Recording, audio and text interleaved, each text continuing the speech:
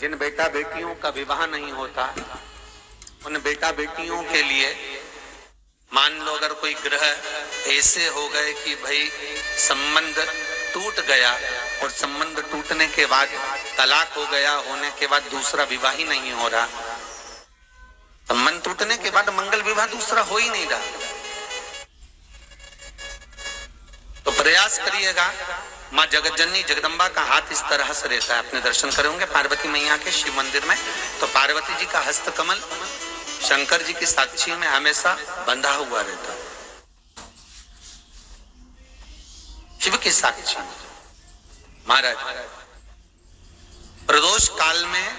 प्रदोष के दिन कभी भी किसी भी प्रदोष के दिन, वैसे तो मूल है इसमें सोम प्रदोष का वर्णन, सोमवार की जो प्रदोष पड़े उसका मूलता माना गया है, पर आप प्रयास करना कि किसी भी प्रदोष के दिन जिसका तलाक हो चुका हो, जिसका संबंध खराब हो चुका हो, संबंध हो ही नहीं रहा हो वापिस से, सोम प्रदोष के दिन जहां मां जगतजननी का हस्त कमल बंधा रहता है और शंकर भगवान का शिवलिंग है। आप लोगों ने कथा सुनी होगी कि सबसे पहली यज्ञोपवीत संस्कार, सबसे पहला यज्ञोपवीत संस्कार किसका हुआ था और किसने किया? महाराज सबसे पहला यज्ञोपवीत माता ललिता देवी ने भगवान शंकर को यज्ञोपवीत धारण करवाया था।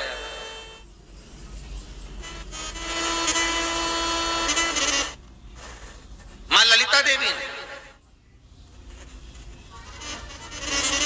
सूत्र बनाकर अपने हस्त कमल से भगवान शंकर के सम्मुख में बिठाकर भोलेनाथ जी के हस्त कमल से स्वतः सूत्र बनाया था। भगवान शंकर प्रसन्न हो गए थे, बहुत प्रसन्न भोलेनाथ जी, इसलिए शंकर भगवान ने ललिता देवी को 2 वर दिए थे, एक किसी का अश्रु नहीं देखूंगा, दूसरा जो यज्ञोपवीत समित समर्पित करेगा, यज्ञोपवीत का भाव जो मुझे देगा उसके जीवन में बाधाओं को हर लूंगा। इसलिए आज भी हिंदू धर्म में देवताओं को जो यज्ञोपवीत चढ़ाया जाता है वो उलझा हुआ नहीं होना चाहिए। देवताओं को जो यज्ञोपवीत चढ़ता है उसको सुलझा कर चढ़ाया जाता है, समर्पित कर देता। अब कई विद्वान ब्राह्मण ऐसा कैसे यज्ञोपवीत में हल्दी लगाकर छोड़वा देते हैं, परंतु वो उलझा हुआ रहता है, वो सुलझा हुआ अगर चढ़ाएगा तो जो जजमान पूजन कर रहा है, जो जजमान पूजन में लगा हुआ है, उसको पूर्ण फल की अनुभूति हो, पूर्ण फल का प्राप्ति हो और ब्राह्मण भी बंधन से मुक्त हो। ललिता देवी जी तो हमारे यहाँ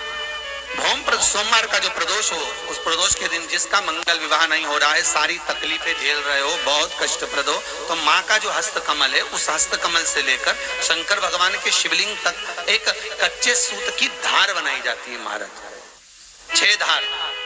कच्चे सूत की बनाई जाती है। यहाँ शंकर भगवान का शिवलिंग है, यहाँ माता का हस्तकमल है, हस्तकमल से चालू होकर शिवलिंग, शिवलिंग से चालू होकर हस्तकमल, ऐसी 6 धार बनाई जाती है माता। और धार बनाकर उस धार पर